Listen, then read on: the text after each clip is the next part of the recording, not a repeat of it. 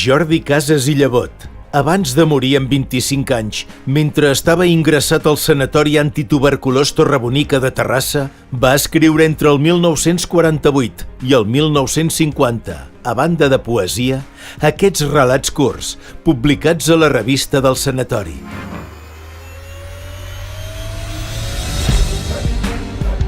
Són uns petits treballs en prosa on l'autor exalta la quotidianitat de la vida, en tots els seus aspectes més humans.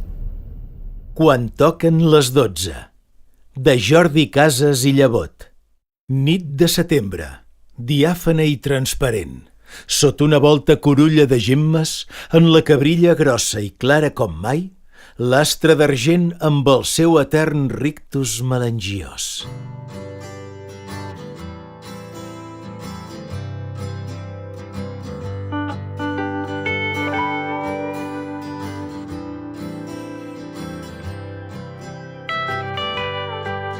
El rellotge del vestíbul toca suaument les 12 batallades.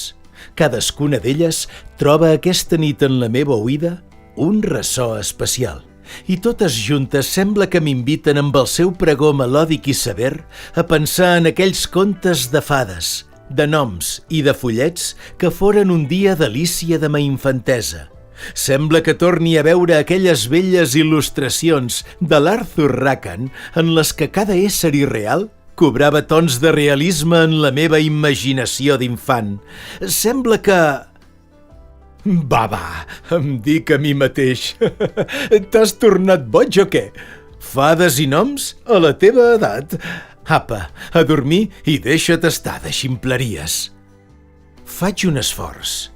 Acluco els ulls i heus ací que quan començava a caminar pels dominis de Morfeu, sento una veueta vibrant, aguda, atiplada, que em crida.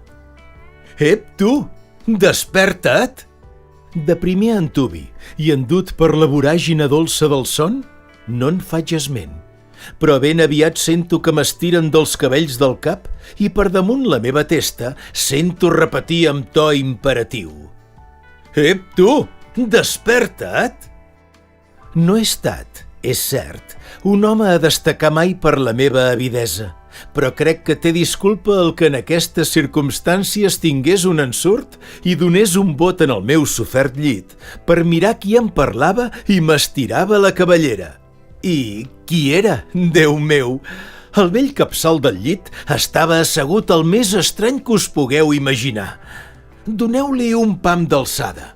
Poseu-li uns ulls grans com 2 plats, unes plantufes llarguíssimes i una barretina inacabable amb la que anava jugant a la impensada i tindreu un retrat aproximat de l'original hoste que em venia a despertar a tals hores de la nit.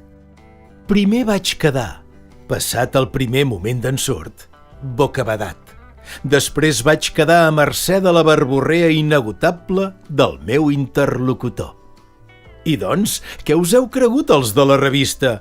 Sempre atrafegats empastifant paper i paper, però en canvi ni una sola paraula, ni una frase de record per nosaltres? Amb la confusió lògica, vaig intercalar una pregunta. Però vostès, qui són? Ni mai que hagués parlat, puix que les meves paraules el van excitar terriblement. Ah, però així estem encara? Que qui som nosaltres? Miserable mortal, ignorant superb! No saps que ignorar-nos és ignorar-te a tu mateix? En un temps no molt llunyà, no vas acompanyar-nos amb les teves paraules i no somiaves en nosaltres cada nit? Quan amb els teus ulls d'infant, no enterbolits encara pel pecat, miraves la natura, no ens veies arreu? I ara goses preguntar qui som nosaltres? Veritablement el teu esperit ha d'haver-se enfonsat molt en el llot vil d'aquesta terra perquè arribis a fer aquesta pregunta. Qui som nosaltres? És que t'has cregut que en les hores silents i tenebroses de la nit no tens altra companyia que la d'aquests 6 galifardeus que et volten? Qui et dona vells somnis? Qui et transporta a un món que tot és vell i formós, reflectint per uns moments la glòria de l'etern? Qui et fa sentir la lira d'Homer amb compassos de Beethoven? Qui, en fi, t'anima a viure portant la llum de l'esperança al teu pobre cor, que es debat en la més fosca de les ignoràncies? Tot això ho deus a nosaltres.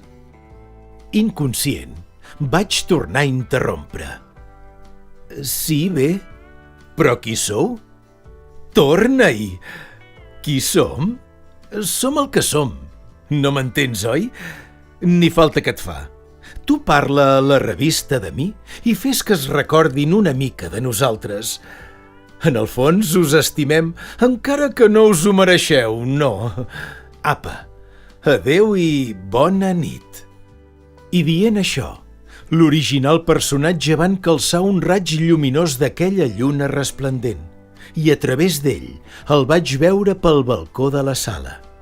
Encara per una estona la seva silueta es va retallar en la fosca.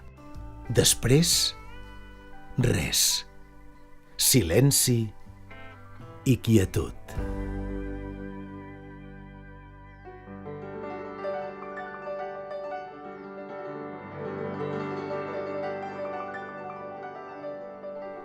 L'endemà, en despertar-me, vaig preguntar als companys si havien observat o sentit quelcom. Més fou en va la meva enquesta, car ningú havia vist ni oït res. En els seus llavis hi vaig veure lluir un somriure irònic que em va fer pensar si no havia fet mal fet de parlar-los del petit nom que em va visitar. En tot cas, jo he complert amb el meu deure i crec haver satisfet els desitjos del meu visitant. A ell i a tot aquell que encara servi a dintre seu, una espurna d'aquell esperit que el feu somiar quan era infant, van, doncs, dedicades a aquestes ratlles.